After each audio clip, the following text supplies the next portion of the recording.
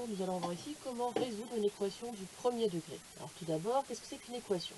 Une équation, c'est une égalité qui peut être vraie ou fausse, dans laquelle il va y avoir des inconnus. Donc ici, notre inconnu est noté x.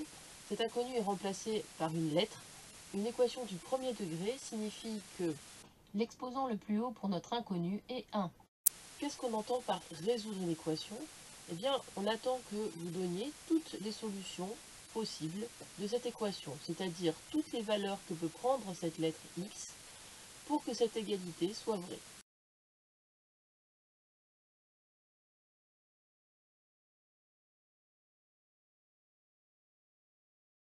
Pour résoudre cette équation, on va pouvoir ajouter, soustraire, multiplier ou diviser les deux côtés de notre égalité, donc les deux membres de notre égalité, par un même nombre. Attention, pour la multiplication à la division, ce nombre doit être différent de 0. Notre objectif final, à la fin de notre résolution d'équation, est justement d'arriver à x égale et un nombre.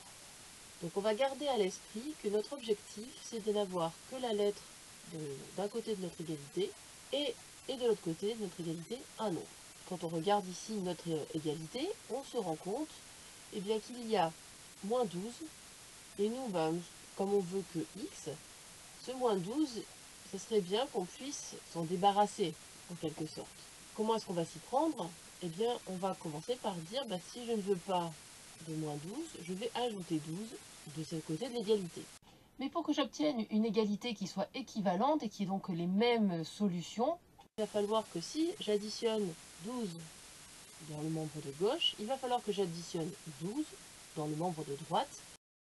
Donc l'objectif, bien entendu, c'est de se débarrasser de ce moins 12. Je vais avoir donc x moins 12 plus 12, ce qui va nous faire x plus 0. Il va nous rester bien sûr le x. Ici, nous devons faire 54 plus 12, cela va nous donner 66. On est bien arrivé à x égale 66. Donc on a trouvé un nombre qui semble être solution de cette équation. On peut rapidement utiliser la calculatrice ou le faire de tête quand le calcul se fait rapidement et vérifier que ça fonctionne bien. Donc nous allons remplacer x par le 66 que nous avons trouvé et on va regarder si effectivement on obtient bien l'égalité pour les deux.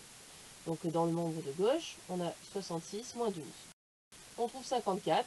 Dans le membre de droite, on a bien 54. Donc on a bien l'égalité. Une fois qu'on a vérifié rapidement qu'on ne s'est pas trompé, on n'a plus qu'à répondre à la question, puisque la question était résoudre l'équation. On attend de vous que vous donniez les solutions. Merci d'avoir écouté.